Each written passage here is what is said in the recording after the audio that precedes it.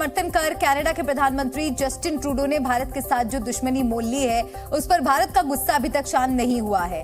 अब भारत ने Justin Trudeau के खिलाफ एक और डिप्लोमेटिक एक्शन लिया है। अब भारत ने कनाडा के 41 से ज्यादा राजनयिक को गो बैक कह दिया है। कनाडा को लग रहा था कि उसके सुर नरम होने के बाद भारत का गुस्सा कम हो जाएगा, लेकिन भारत ने ट्रूडो को इशारा दे दिया है, जब तक सुधारेंगे नहीं तब तक छोड़ेंगे नहीं।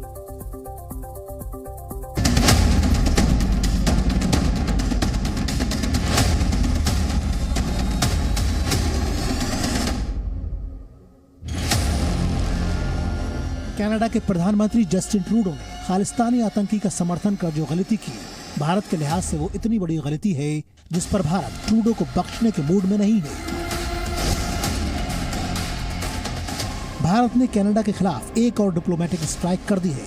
भारत ने कनाडा के राजनयिकों को वापस अपने देश लौटने को कह दिया है। भारत ने 1, 2 या 10 नहीं, बल्कि कनाडा के 41 राजनयिकों को अपने मुल्क लौटने को कह दिया है। भारत ने उनसे लौटने के लिए 10 अक्टूबर की डेडलाइन भी तय कर दी है।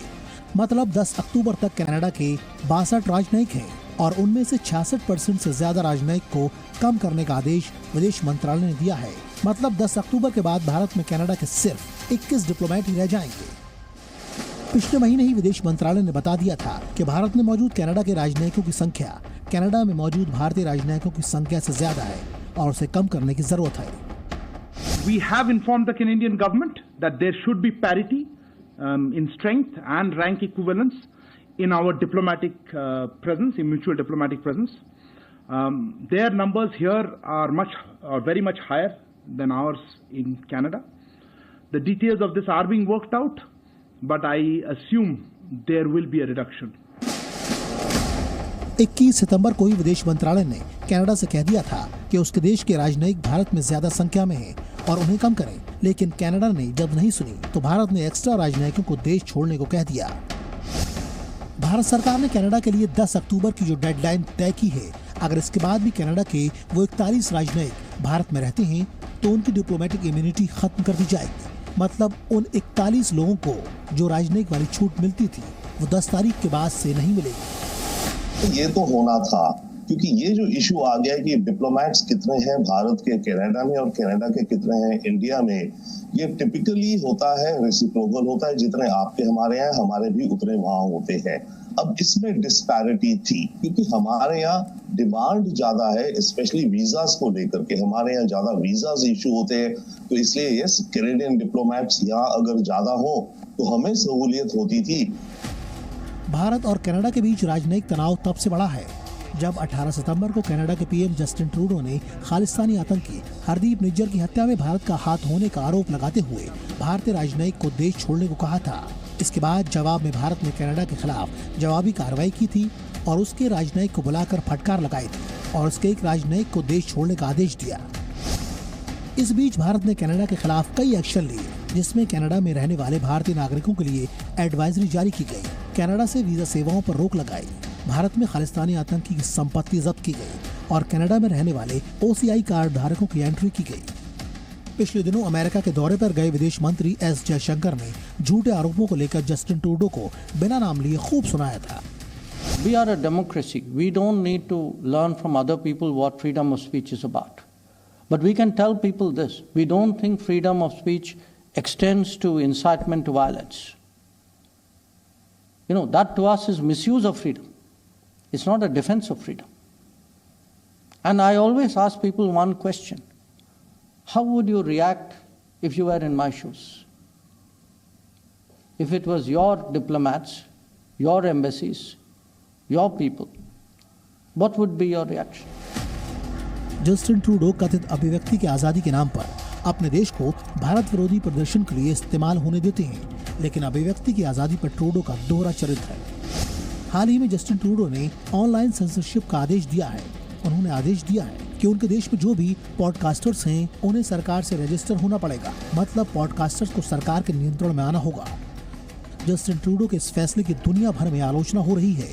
सोशल मीडिया प्लेटफॉर्म एक्स के मुखिया एलन मस्क ने इसे शर्मनाक बताया। उन्होंने लिखा कि जस्टिन ट्रूडो कनाडा में अभिव्यक्ति की आजादी पर रोक लगाना चाहते हैं, ये शर्मनाक है। मतलब कनाडा में भारत विरोधी प्रदर्शन हो तो ट्रूडो के लिए ये अभिव्यक्ति की आजादी है, और अगर वहाँ की स्वतंत्र मीडिया ट्रूडो के खिलाफ आवाज उठाए तो उसके खिलाफ सेंसरशिप का नियम। ट्रूडो की ऐसी ही उल्टी सीधी हरकतों की वजह से कनाडा को दुनिया में शर्मसार होना पड़ रहा है। Bureau report, C media. बात चीन और पाकिस्तान की, जो भारत के खिलाफ किसी न किसी साजिश का ताना बाना बुनने में जुटे रहते हैं। चीन अपने पिट्ठू पाकिस्तान को तो तैयार कर ही रहा है, जबकि खुद भी तिब्बत में अपनी वायुसेना की ताकत बढ़ा रहा है। लेकिन भारतीय वायुसेना ने चालबाज चीन की हरकतों को भांपते हुए अपनी ताकत को और ज्यादा बढ़ाना शुरू कर दिया है। साफ है, गलती करी तो चीन और पाकिस्तान दोनों को ही महंगा पड़ेगा।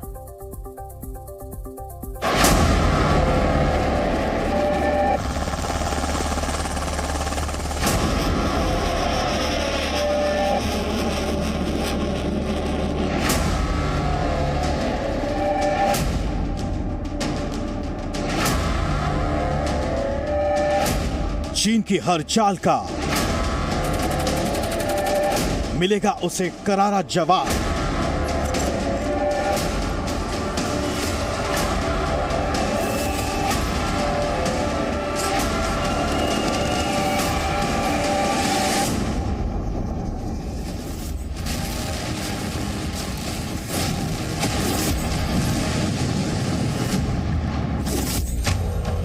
चीन की चालबाजी खत्म होने का नाम ही नहीं ले रही। चीन लगातार तिब्बत में अपनी वायुसेना की ताकत बढ़ा रहा है। यही नहीं, अपने पिट्ठू पाकिस्तान को भी नए सिरे से तैयार कर रहा है। चीन की चालबाजी भांपते हुए भारतीय वायुसेना ने भी बड़ी पैमाने पर नए आधुनिक एयरक्राफ्ट को खरीदने का प्लान तैयार कर लिया है। यानी कुछ सालों के भीतर ही 2.5 से 3 लाख करोड़ रुपए के नए उपकरण भारतीय वायुसेना खरीद लेगी। इनमें सबसे बड़ा सौदा 97 स्वदेशी तेजस मार्क 1A का होगा। इसे साल के आखिर तक पूरा कर लिया जाएगा। तेजस मार्क 1A का सौदा 1.15 लाख करोड़ रुपए का होगा। ये उन 83 तेजस मार्क 1A के अतिरिक्त हैं जिनका सौदा 2021 में हुआ था। पहला 2 सीट वाला ट्रेनर तेजस मार्क 1A 4 अक्टूबर को वायुसेना को मिलेगा, जबकि पहला फाइटर तेजस मार्क 1A अगले साल की शुरुआत में मिलेगा। भारतीय वायुसेना इस समय अपने सबसे कमजोर दौर से गुजर रही है, इसलिए उसको ताकत का सबसे बड़ा बूस्टर डोज देने की तैयारी है। लगभग 3 लाख करोड़ रुपए की खरीद के इस बूस्टर डोज में मिसाइलें भी खरीदी जाएंगी, हेलीकॉप्टर्स भी और रडार भी, लेकिन सबसे बड़ी तादाद यानी लगभग आधी रकम फाइटर जेट्स खरीदने में खर्च की जाएगी, जिनकी भारतीय वायुसेना को सबसे ज्यादा जरूरत है। खास बात यह है कि ये फाइटर जेट्स स्वदेशी होंगे। आपको बता दें कि वायुसेना 66 स्वदेशी लड़ाकू हेलीकॉप्टर्स प्रचंड भी खरीदेगी। भारतीय वायुसेना के सामने चीन और पाकिस्तान दोनों ही चुनौती हैं। वहीं वो खुद फाइटर स्क्वाड्रन की कमी से जूझ रही है। दूसरी ओर पाकिस्तान की वायुसेना को भी चीन लगातार फाइटर जेट्स और ट्रेनिंग के जरिए मजबूत कर रहा है। लेकिन भारत की नजर पाकिस्तान और चीन दोनों देशों की हरकतों पर बराबर है, इसलिए वायुसेना लगातार खुद को तैयार कर रही है।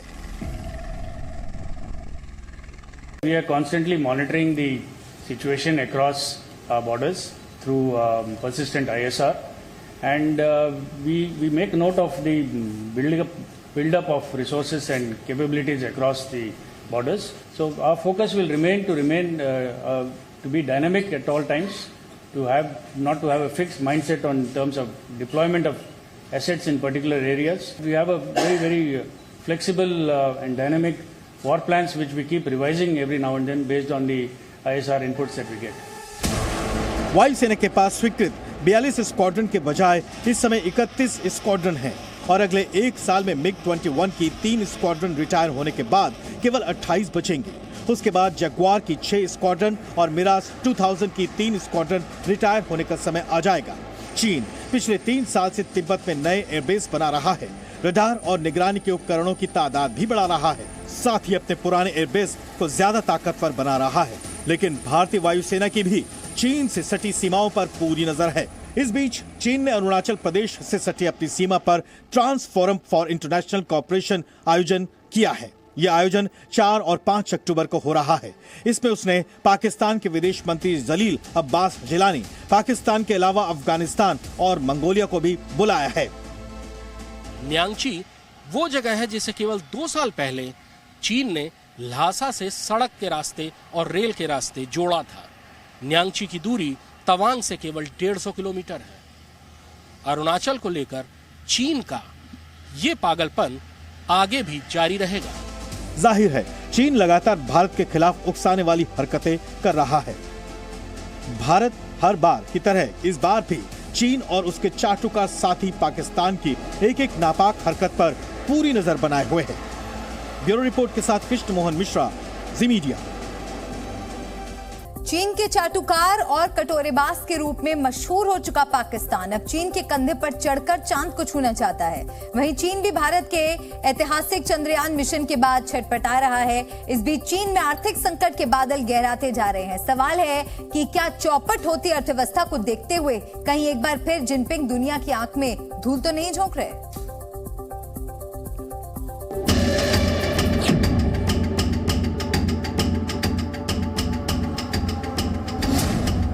चीन की अर्थव्यवस्था होगी ध्वस्त। 40 साल बाद चीन में हाहाकार। ये कुछ दिन पहले की तस्वीर है जब चीन में नेशनल डे मनाने के लिए आतिशबाजी हो रही थी, लेकिन अब चीन में आर्थिक संकट बढ़ने की खबरें लगातार तेज हो रही हैं। चीन का आर्थिक संकट पिछले 40 सालों का अब तक का सबसे बड़ा आर्थिक संकट साबित हो सकता है। इस बात की चेतावनी अमेरिका भी दे रहा है। अर्थ जगत के विशेषज्ञों के मुताबिक इस बार की सर्दियां तंगी लेकर आने वाली हैं और अमेरिका के नजर में चीन इसकी असल वजह होगी। यानी माना जा रहा है कि चीन का अर्थ जगत में गोल्डन पीरियड खत्म हो गया है। शी जिनपिंग का फोकस है मिलिटराइजेशन, नेशनल सिक्योरिटी, एक्सपेंशन, इस तरह की चीजों का, और वो समझता है कि इकोनॉमी बहुत अहम है, परंतु इकोनॉमी को सेकंड प्रायोरिटी दे रहा है वो अपनी नेशनल सिक्योरिटी के मुकाबले। मैन्युफैक्चरिंग सेक्टर चीन की अर्थव्यवस्था की बुनियाद है और अब यह खस्ता हाल की ओर बढ़ रही है। चीन की रियल एस्टेट मार्केट में भी हाहाकार मचा हुआ है, जबकि सरकार स्टॉक मार्केट के टूटने से और चीनी युआन के कमजोर होने के खतरों पर नजर बनाए हुए है। जिनपिंग के राज में चीन अब 5% की वृद्धि दर हासिल करने से भी जूझ रहा है। ये एक विकासशील देश के लिए औसत दर्जा माना जाता है। खास बात यह भी है कि पिछले 10 सालों से चीन ने जो बेल्ट एंड रोड इनिशिएटिव चलाया था, उस पर असर पड़ना शुरू हो गया है। 50 से अधिक देशों को सड़क, हवाई अड्डे, बंदरगाह और पुल बनाने के लिए चीन धन और प्रौद्योगिकी देता रहा है। हालत ये हो गई है कि अपने चाचुकार पाकिस्तान से भी सी पैक को लेकर किनारा करना उसने शुरू कर दिया है। खबरों के मुताबिक चीन ने पाकिस्तान में सी पैक की नई परियोजनाओं को मंजूरी देने से इनकार कर दिया है। चीन ने पाकिस्तान में अस्थिरता और सुरक्षा स्थितियों का हवाला दिया है। रिपोर्ट के मुताबिक चीन ने 500 किलोवाट ट्रांसमिशन लाइन बनाने के पाकिस्तान के प्रस्ताव को भी खारिज कर दिया है। इस परियोजना के तहत ग्वादर बंदरगाह को कराची से राष्ट्रीय बिजली ग्रिड से जोड़ा जाना था। सी पैक को पाकिस्तान की किस्मत बदलने वाला प्रोजेक्ट करार दिया गया था। अब उस पर जिनपिंग ने ताला लगाने का फैसला कर लिया है। हालांकि चीन भारत के मून मिशन की ऐतिहासिक सफलता से सक पकाने के बाद पाकिस्तान को चांद की सैर कराने के लिए तो राजी हो गया है। दरअसल भारत ने 4 साल में 2 चंद्रयान मिशन भेजे। पाकिस्तान और चीन लगातार चंद्रयान की सफलता से सदमे में रहे हैं। यही वजह है कि चीन अपने अगले मिशन में पाकिस्तान का पेलोड यानी छोटा उपग्रह क्यूबेकसैट लेकर चांद पर जाने का प्लान बना रहा है। चीन का ये प्लान अगले साल के लिए है।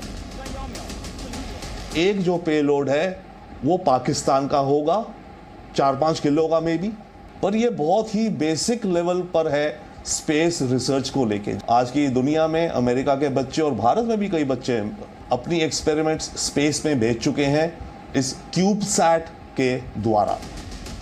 सवाल यह है कि बदतर होते आर्थिक हालात के बीच का चीन चांद पर पहुंचकर दुनिया की आंख में कोई नई धूल तो नहीं झोंक रहा। ब्यूरो रिपोर्ट, जी मीडिया।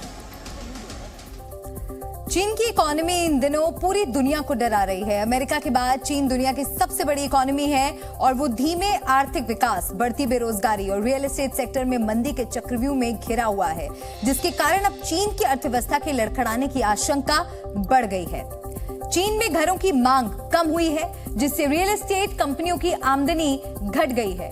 घर बनाने के लिए रियल एस्टेट कंपनियों ने भारी भरकम कर्ज लिया था, जिसे अब वो चुका नहीं पा रही है। जिन बैंकों ने रियल एस्टेट कंपनियों को कर्ज दिया है, अब उन पर खतरा मंडराने लगा है। चीन में लोगों ने खर्च कम किया है, इसकी वजह से चीन का इंपोर्ट 9% घट गया है।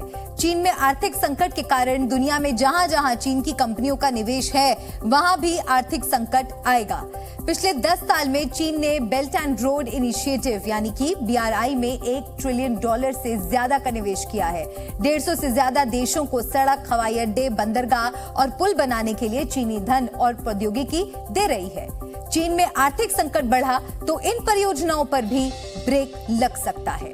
चीन छिपाने में माहिर है। जिस तरह से चीन ने कोरोना को दुनिया से छिपाया था, अब आर्थिक संकट को भी वो छिपाने की पूरी कोशिश करेगा। और देश हित में अब बात आ जाए भूकंप की। आज फिर नेपाल में धरती हिली और उसका असर उत्तर भारत तक हुआ।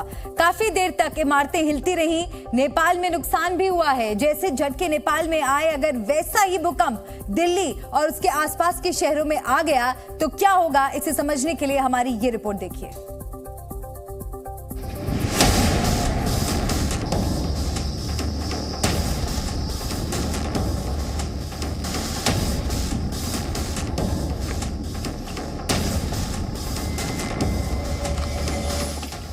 बस कुछ सेकंड और मकान खंडहर हो गए।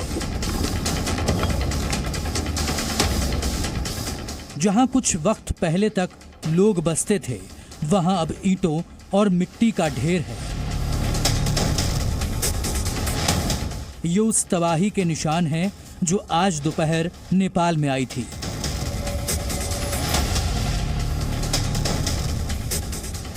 दोपहर 2:30 बजे के आसपास जब लोग खाना खाकर आराम कर रहे थे, तभी इमारतें हिलने लगी।